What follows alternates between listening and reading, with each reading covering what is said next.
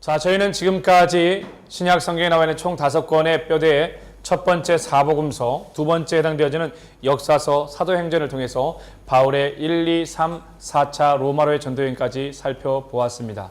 자, 이제 세 번째 뼈대에 해당되어지는 바울의 사도행전과 직접적으로 연결되어지는 바울 서신 13권에 해당되어지는 바울 서신에 대해서 볼 텐데, 바울 서신은 여기 나와 있는 것처럼 로마서, 고린도 전후서, 갈라디아서, 에베소, 빌립보, 골로새, 데살로니가 전후서, 디모데 전후, 디도, 빌레몬까지 연결되어 있습니다. 자, 이렇게 연결되어져 있는데 보시면은 이 바울 서신 13권은 사실 좀 특징적으로 그룹이 있습니다. 그 첫 번째 그룹이 바로 교리에 대한 부분인데, 교리를 보시면은요, 교리 서신이 로마서, 고린도 전후서, 갈라디아서고요. 옥중 서신은 바로 로마의 가택 연금 가운데서 기록한 서신인데 에베소, 빌립보, 골로새, 빌레몬서로 되어져 있고요.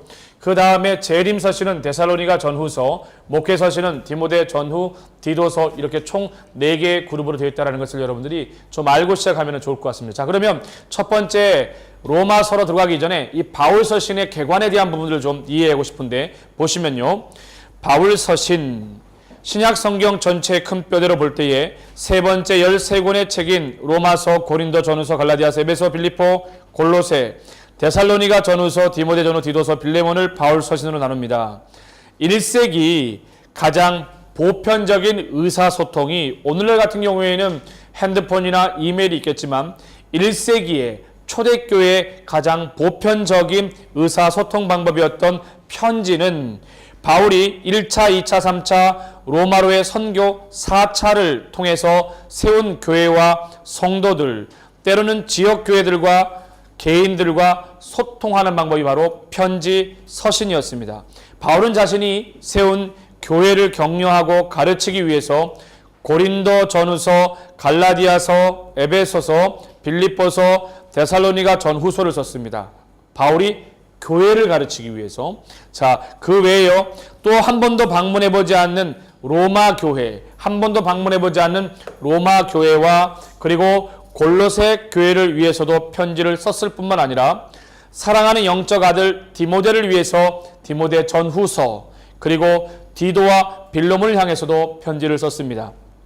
바울 서신의 형식을 보면 편지이다 보니까 편지 글답게 머리에는 자신의 신원과 함께 편지를 받을 교회와 개인을 밝히고 안부를 전합니다.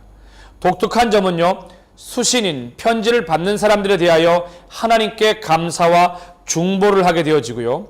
그리고 편지의 목적을 서술하고 다시 한번 안부를 묻고 마무리하게 되어집니다.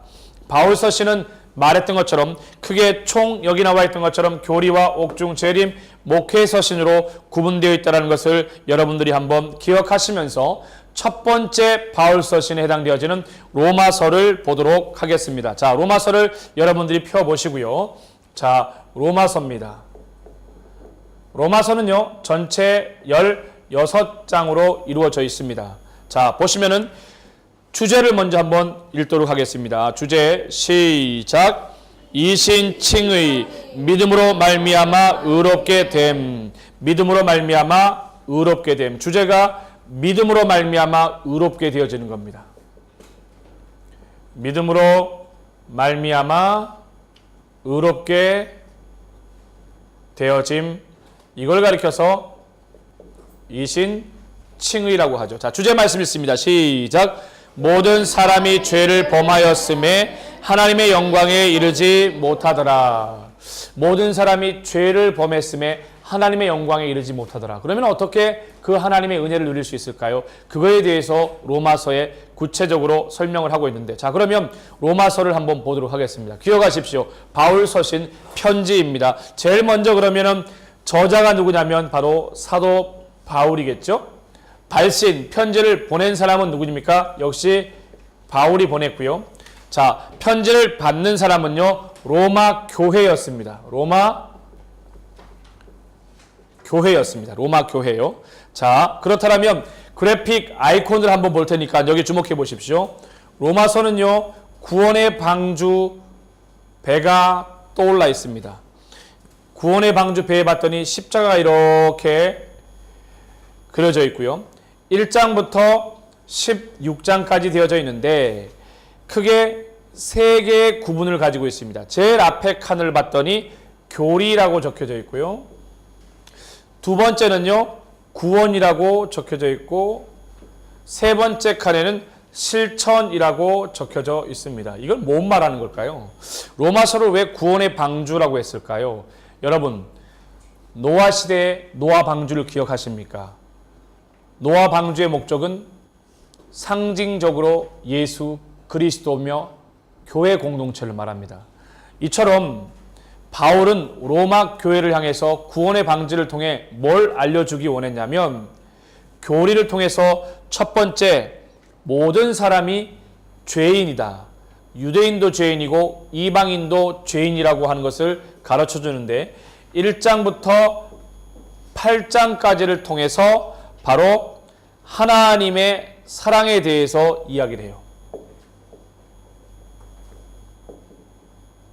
그리고요, 9장부터 11장까지에 대해서는요, 바로 하나님의 지혜에 대해서 얘기합니다.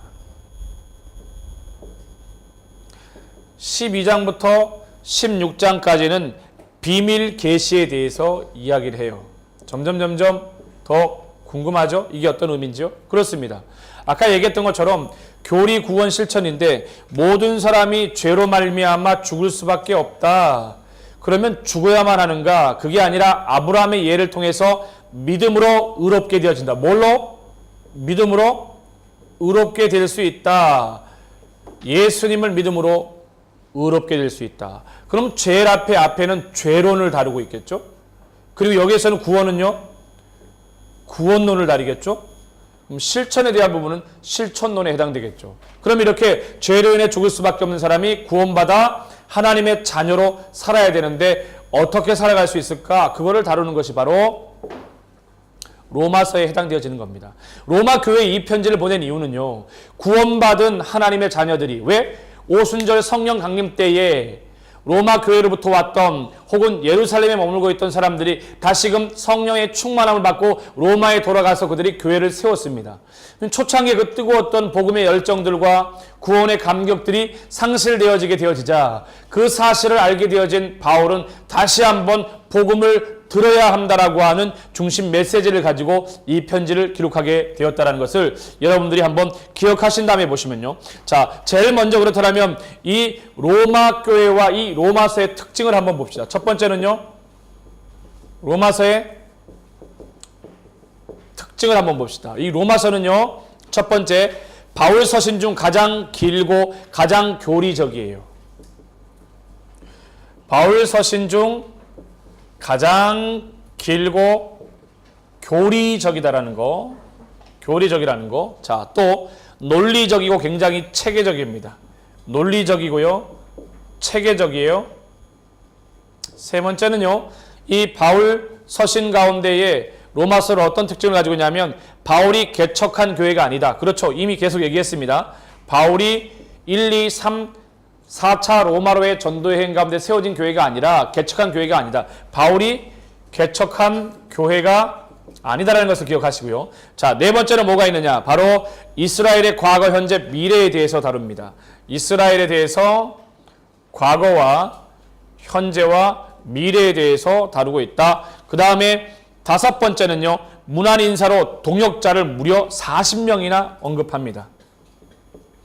문안 인사로 동역자를 40명을 언급해요. 저는 이 부분을 보면서 궁금했어요. 왜 이렇게 많은 사람들을 안다고 동역자들에서 얘기할까? 그래요. 바울은 로마 교회에 가보지 않았기 때문에 로마 성도들로 하여금 바울이 어떤 사람인지 연결고리와 관계에 대한 부분들이 굉장히 중요했을 겁니다. 그러다 보니까 동역자들을 무려 40명이나 언급하게 되었다는 거. 자, 그 다음에 이 로마서에는요, 어떤 특징적인 단어를 많이 사용하고 있냐면, 죄에 대해서 48번을 사용합니다. 죄가 48번에 대해서 언급하고 있고요. 그 다음에 믿음이 40회, 믿음이라고 하는 단어가 40회 등장하게 되어지고요. 또 그 다음에요, 의와 육에 대해서, 의가 34회, 의가 34회, 그 다음에 육이 몇 회 등장하냐면 26회 등장을 하게 되어집니다. 그 다음에 또 뭐가 나오느냐, 은혜가 25번, 은혜라고 하는 단어가 25번이요. 그 다음에 뭐가 나옵니까? 구원이라고 하는 단어가 5번 등장합니다. 가장 많이 등장하는 거죠. 자, 이렇게 로마서에 대한 특징을 알았다면 이제 두 번째 우리가 알아야 될 것은요. 이 로마 교회가 어떤 교회인지 알아둘 필요가 있습니다. 로마 교회가. 이 바울은요. 로마 교회를 향해서요. 바울은 AD 56년경에 로마서를 기록했습니다. 몇 년경에요? 56년경에. AD 56년경에 로마서를 기록했어요. 하지만 바울은 로마에 아직 가지 않았습니다. 가지 않았어요. 그리고요, 로마 교회는 다른 그리스도인들이 세운 교회인데 사도행전 2장 10절에 보면 오순절 성령 사건 시에 로마로부터 온 나그네가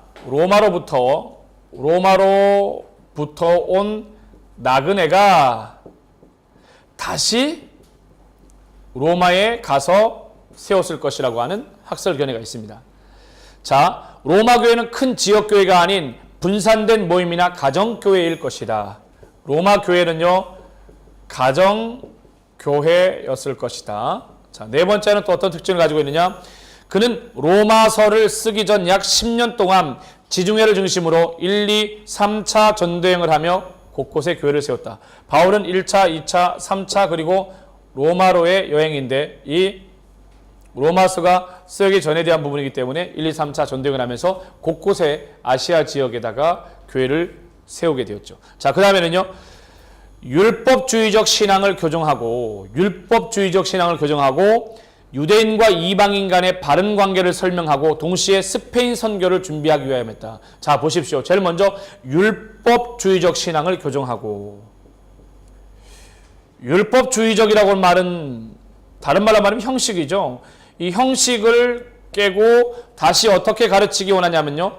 바로 철저한 실천적인 믿음의 삶, 실천적 삶을 살기를 유도한다. 자, 여섯 번째 어떤 특징을 가지고 있냐? 유대인과 이방인을 어떻게 하기 위해서요? 바르게 세워나가기 위해서. 바른 관계 안에서 세워가기 위해서. 자, 일곱 번째 어떤 특징을 가지고 있느냐? 스페인 선교 준비였습니다. 스페인 선교. 스페인이 어디였습니까? 바로 이쪽 끝에 있는 지역이 스페인 선교를 준비한 것이죠. 이런 로마 교회 특징들, 로마서에 대한 부분들, 그 다음에 로마 교회에 대한 특징을 알았다면 이제 구체적으로 한번 여기 나와 있는 것을 한번 보면, 자, 세 번째 여기 나와 있는데 제일 처음에 봤더니 이 여기 나와 있는 그래픽을 보니까 교리에 대한 부분을 다루고 있습니다. 교리는 1장부터 8장까지 이루어져 있는데, 자, 칭의, 모든 사람이 죄를 범하여 하나님의 영광에 이르지 못했다. 그러나 예수 그리스도로 말미암아 칭의 곧 의롭다함을 얻게 되고, 의롭게 된 성도들은요 하나님과 화목하고 죄와 사망의 법에서 해방되어진 것을 설명합니다. 자, 그래서 목사님이 얘기했던 것, 교리에 대한 첫 번째 부분을 얘기할 때 뭐라 그랬습니까? 죄론을 다뤘죠. 모든 사람이 죽을 수밖에 없다. 근데 하나님이 우리를 의롭게 여겨주시는 칭의, 이신 칭의로 말미암아 우리가 다시 한번 의로워질 수 있는데, 아브라함의 예를 들면서 믿음으로 말미암아 의롭게 되어진다라고 하는 부분이 나오게 되어지죠. 그래서 유대인도 죄인이고 이방인도 죄인이고 세상 모든 사람이 죄인인데 죽을 수밖에 없던 자들이 예수님을 믿음으로 말미암아 의롭게 여김을 받을 수 있다라고 하는 것이 바로 여기에 해당되어져요. 자, 그러면 이 첫 번째 교리와 함께 두 번째 구원에 대해서 다루고 있습니다. 구원에 대해서 다루고 있는데 9장부터 11장까지입니다. 자, 하나님의 은혜인데 이스라엘 백성은 혈통이 아닌 오직 하나님의 주권과 은혜로 택하심을 받았다. 그리고요, 그러나 불순종한 이스라엘 백성은요, 이스라엘의 불순종을 통해 이방인이 구원의 은혜를 누리게 되었고, 전적 하나님의 은혜로 말미암는 은혜를 누리게 되어졌다. 자, 보십시오. 이스라엘은 혈통이 아닌 은혜로 구원받는다. 이스라엘은요, 뭐가 아니라고요? 혈통이 아닌 은혜로 구원을 받게 되어진다. 그러니까 이스라엘 민족들이 그 하나님의 은혜를 모르게 되어지면서 이방인들이 구원의 은혜를 누리게 되어졌죠. 그래서 오직 하나님의 은혜라는 겁니다. 뭐가? 구원이 하나님의 은혜이고 선물이라는 것이죠. 자, 그러면 이제 이 다섯 번째는 뭘 말하느냐 보시면은요, 여기 나와 있는 교리 구원 실천에 대한 부분인데, 보시면은요, 실천은 몇 장? 12장부터 16장입니다.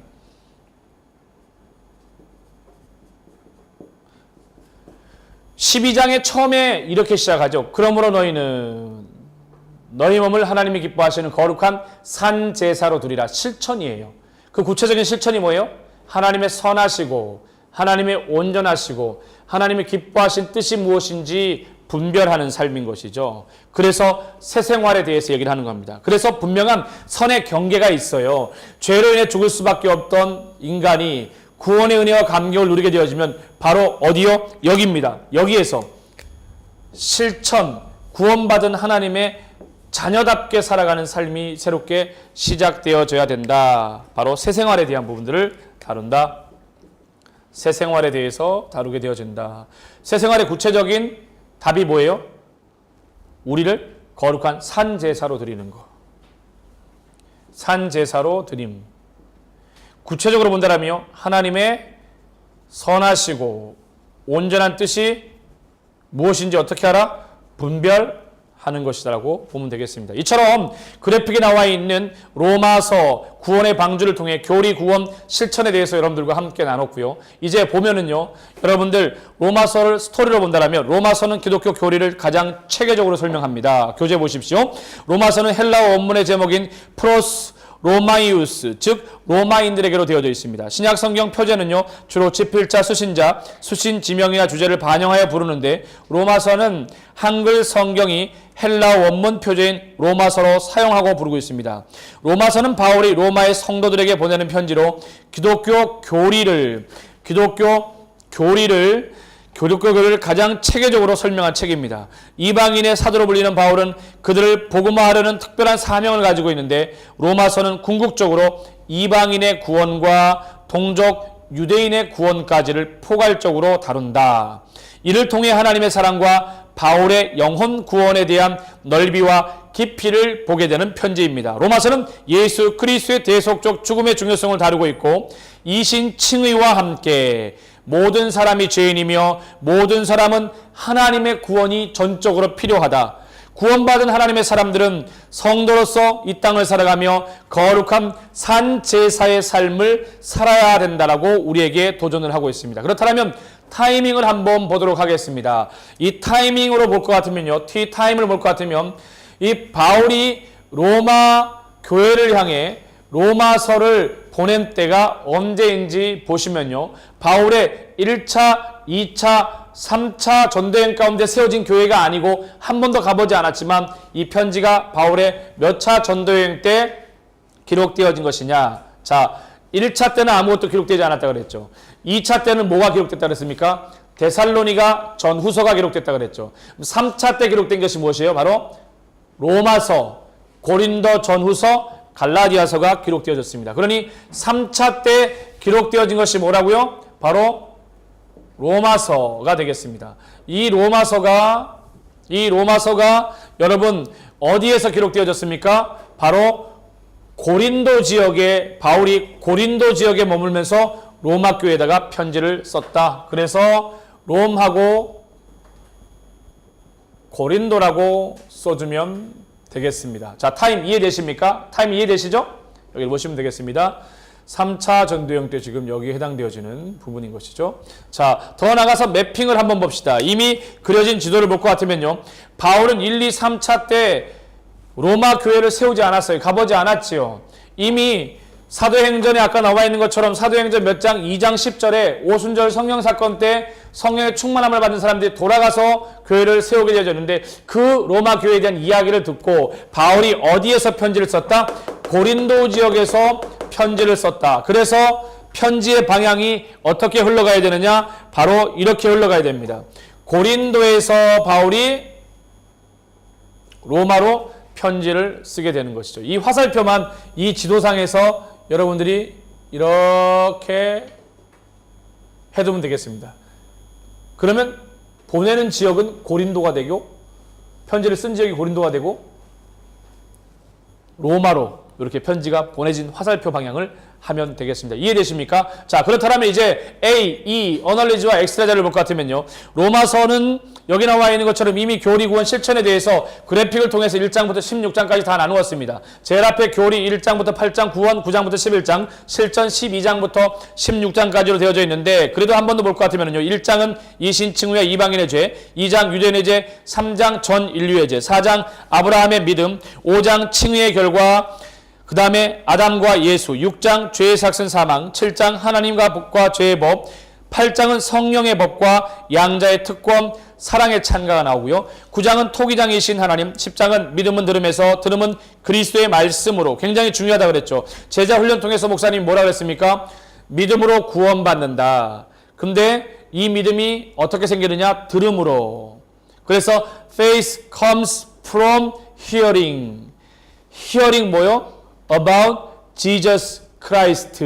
이 표현을 썼습니다. 11장은 남은 자를 통한 구원과 지혜의 찬갑, 12장 거룩한 산제사, 그 다음에 선으로 악을 이기라, 13장 국가 권세에 복종하라, 피차 사랑의 법 외에는, 사랑은 율법의 완성이라 빛의 갑옷을 입으라고 말하고 있고요. 14장 살아도 죽어도 주를 위하여, 15장 바울의 로마 방문 계획을 다루고 있고, 16장 마지막 인사와 훈계를 통해서 맞춰지게 되어집니다. 자, 그러면 이 로마서에서 말하고 있는, 또 로마서에만 있게 되어지는 특수한 자료들이 어떤 것이 있을까요? 로마서 안에는요, 여러분, 죄와 인생에 대해서 로마서에서 다루고 있습니다. 다시 말해서요, 사람이요, 이 여러 신체의 일부분 중에 사람이요, 이 죄가 얼마나 깊이 뿌리 가운데 박혀져 있냐면요, 자, 보십시오. 사람 전체를 통해서 본다면요, 이렇게 성경은 말하고 있습니다. 의인은 없나니 하나도 없다라고 로마서 3장 10절에서 말해요.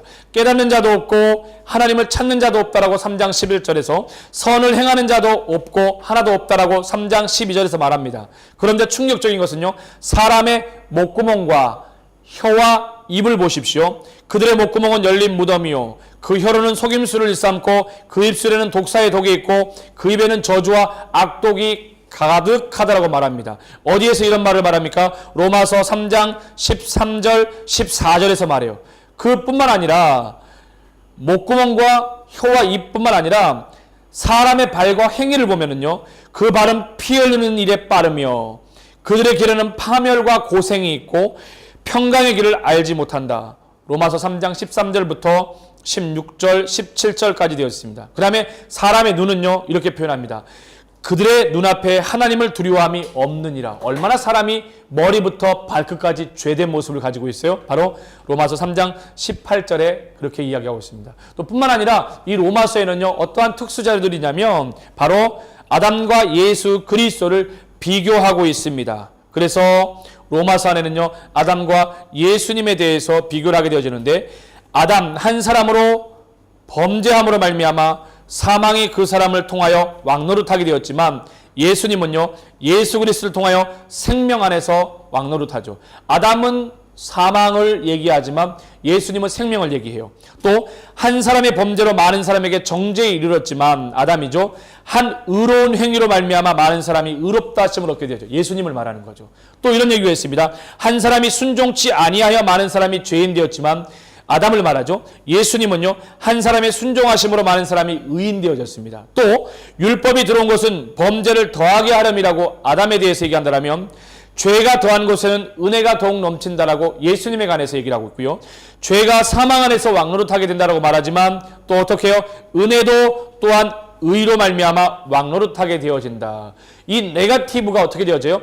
포지티브로. 사망이 어떻게 되어져요? 생명의 역사로 옮겨지는 이러한 특별한 엑스트라 자료들이 참으로 많이 있다. 그 외에 신약 성경 전체에 보면요, 은사에 대해서 참 많이 얘기를 하게 되어지는데, 은사는 로마서와 고린도전서와 에베소서에서 말하고 있는데, 이 로마서 안에 있는 은사를 말할 것 같으면 예언과 섬기는 일, 그리고 가르치고 위로하고 구제하고 다스리고 긍휼을 베푸는 일과 같은 다양한 은사들이 성경 속에 특히 로마서에 있다는 것을 여러분들이 기억하시면 되겠습니다. 자, 지금까지 GSTMA 방식을 통해서 로마서를 여러분들과 함께 나눴습니다. 수고 많으셨습니다.